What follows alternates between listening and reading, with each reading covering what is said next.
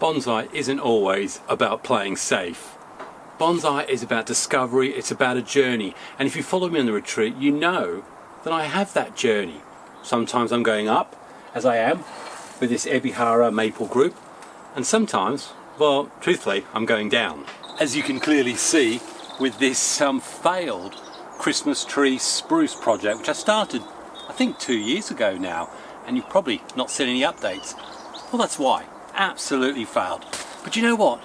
This journey isn't just about successes and failures. It's also about the joy of discovery, of finding out whether different species, like this impossible tree, the daisy bush, whether it is truly suitable for bonsai. Or of testing your limits of patience, like with these Airlayers that I tried 2 years ago now. I'm about to find out whether or not they were a success or indeed a failure, and even just testing out your imagination a bit. Example, this oak tanuki. Actually, no. Example, this oak fusion project, which I very light-heartedly put together. Was it really worth the effort? And I know many of you said something in the comments, but you know what? This, the elderberry, the Chinese elm, which had the great big sort of gonzo sort of totem pole head.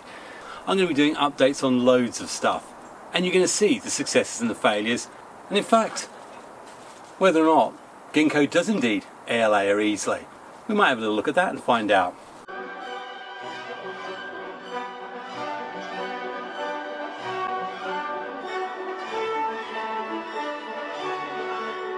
Hi, it's Xavier. Welcome to my bonsai retreat, and hopefully we're going to have a little bit of fun exploring some of my more wacky projects, some of my Airlayers that took a long time, if not never, to produce roots, and just a few other things.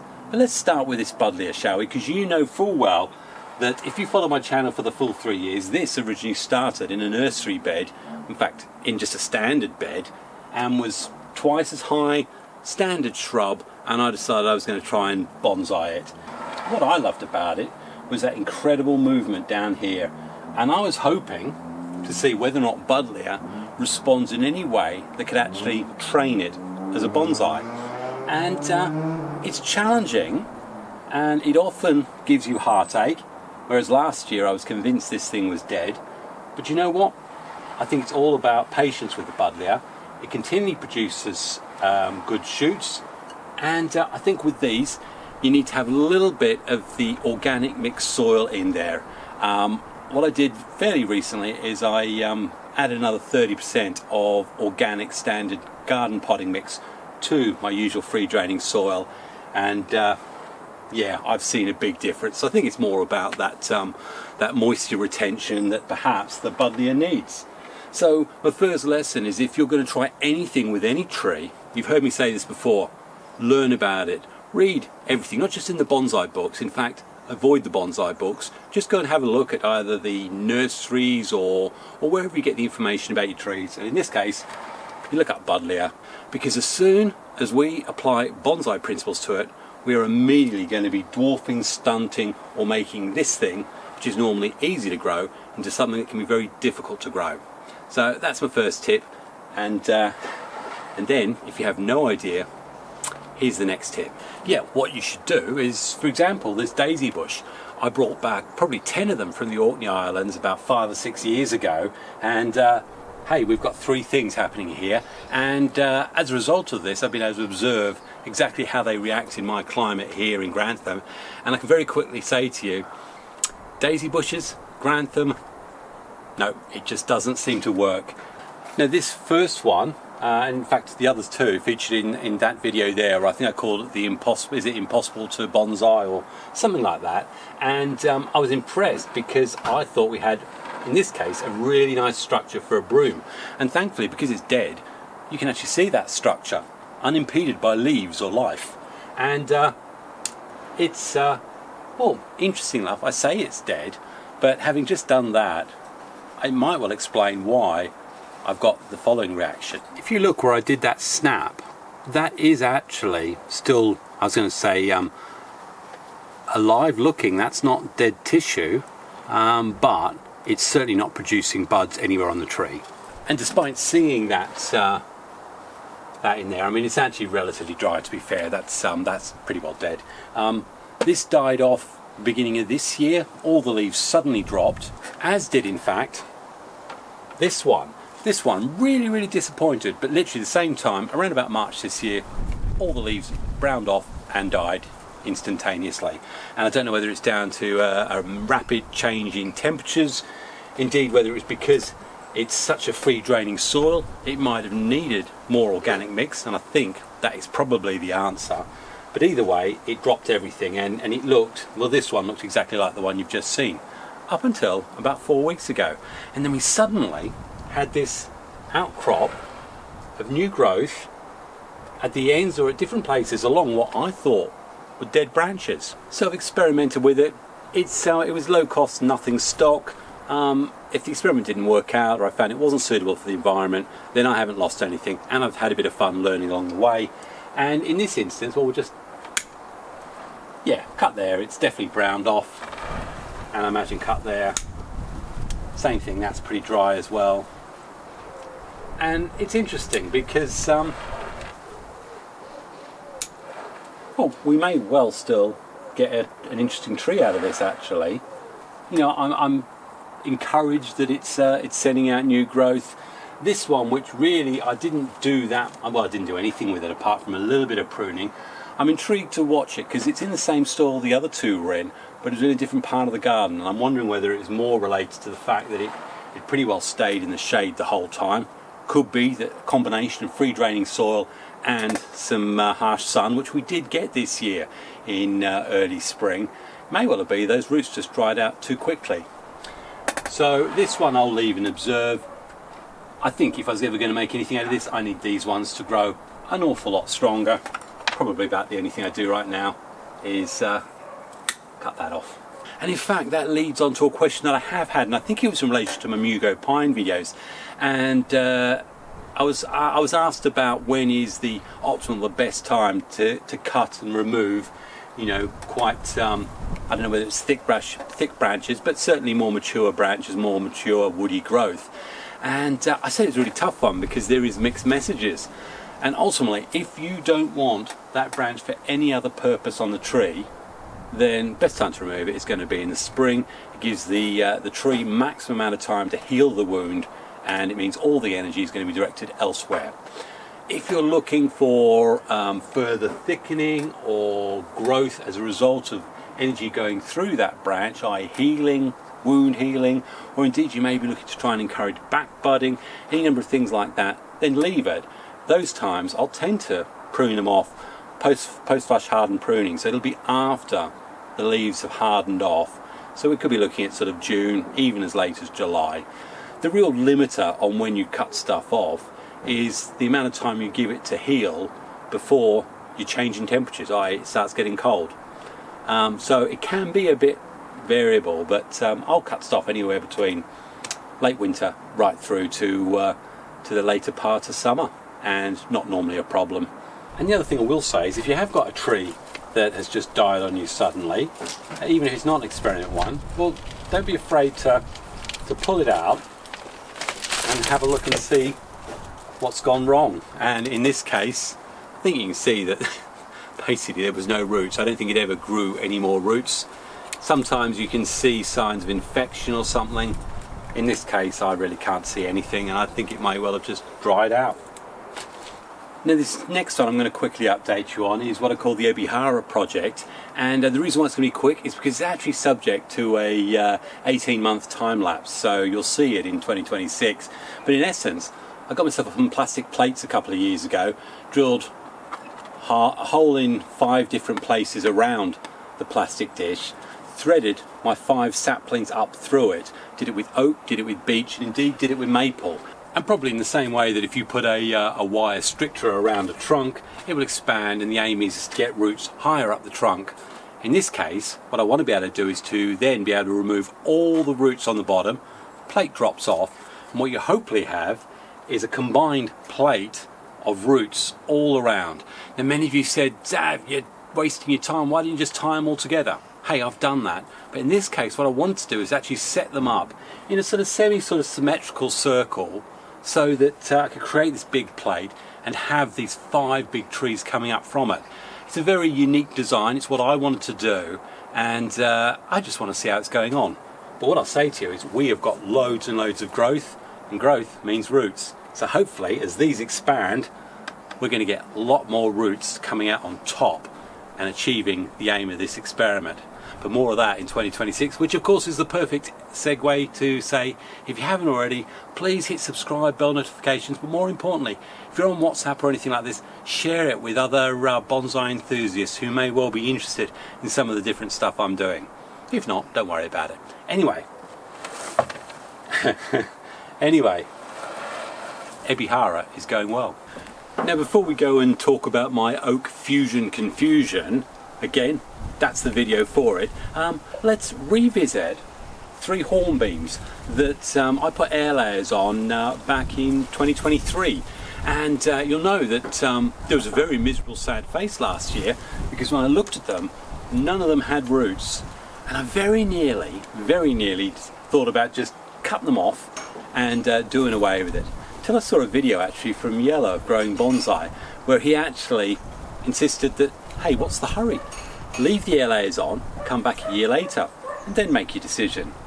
And just in case they do prove successful, I've got my potting soil ready to go. It's the usual mix with 30% organic in there as well.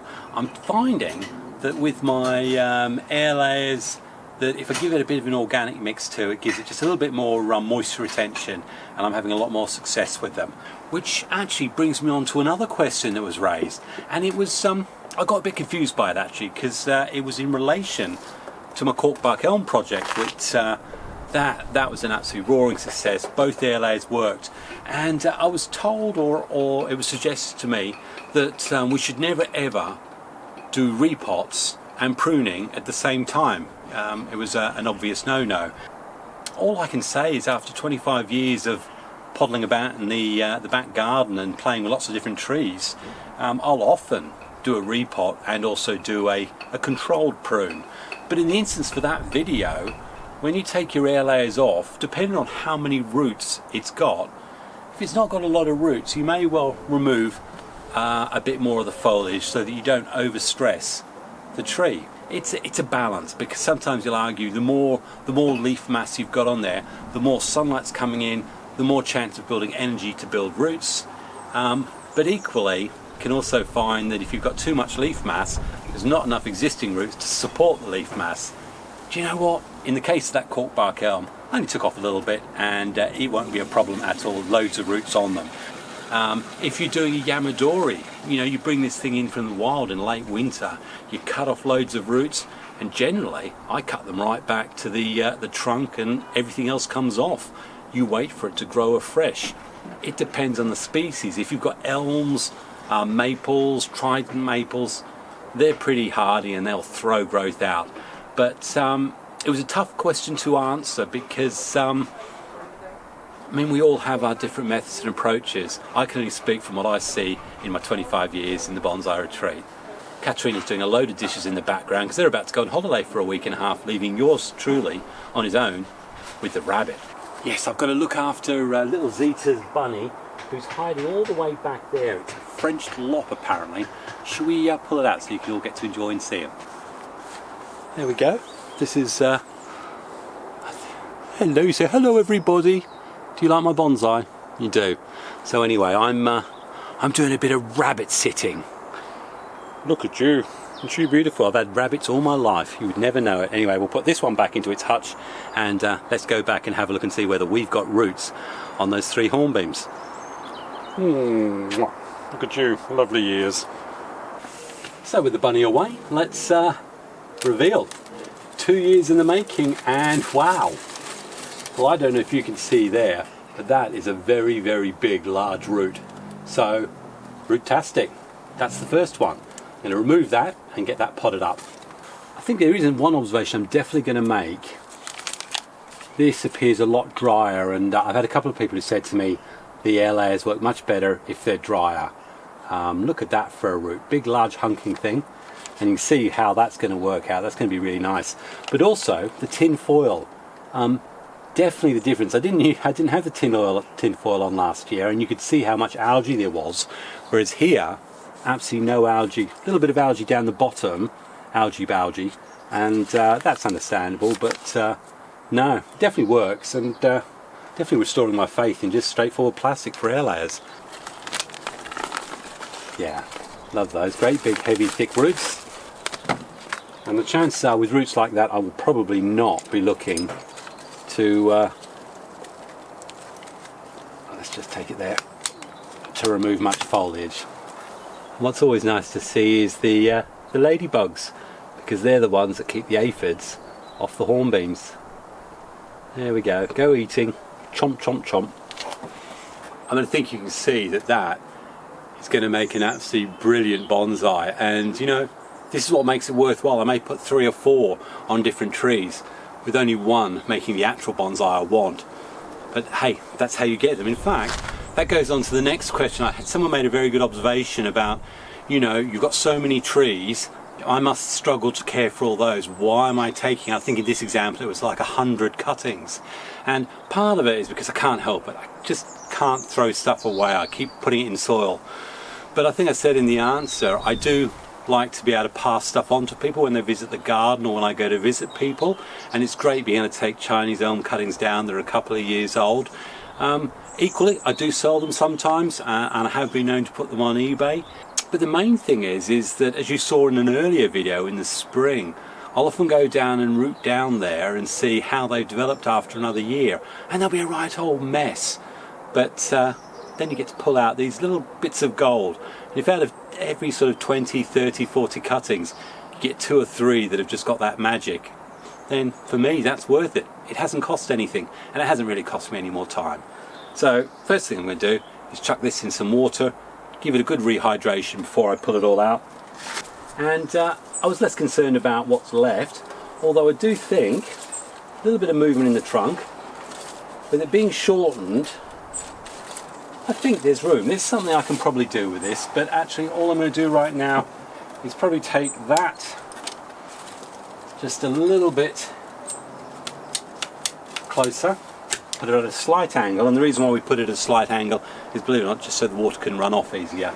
I'll put some cut paste or sealant on there, equally use Vaseline or petroleum jelly on there, nice and cheap. The aim is to keep the wound sealed, to stop moisture coming out, and hopefully to stop infections going in. Yeah, I won't do anything else with this. Put it back down the garden and see how it looks in 2026. Right, let me have a look at the other 2 airlayers and see if we've got equally positive results.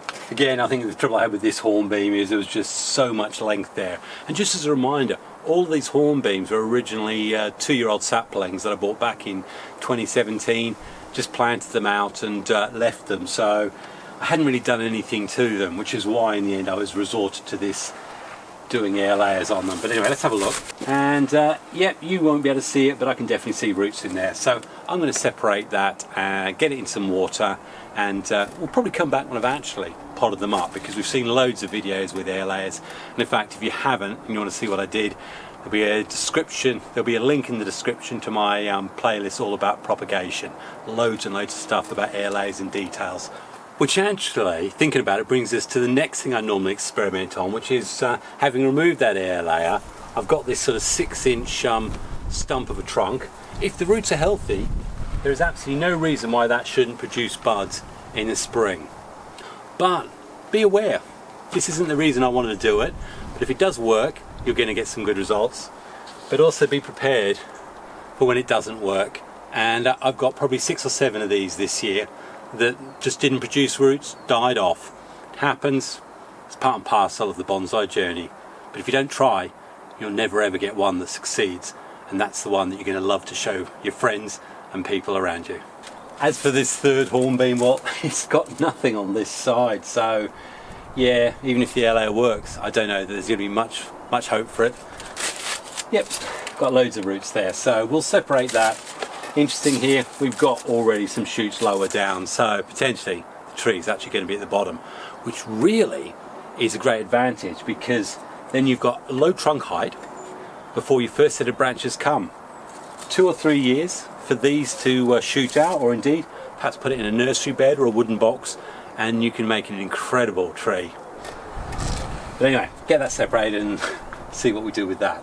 I also think this probably sits in that category of have a look at seeing what you're trying to achieve when you put an air layer on, because I think I'd have had much more success if I put that air layer on right up here.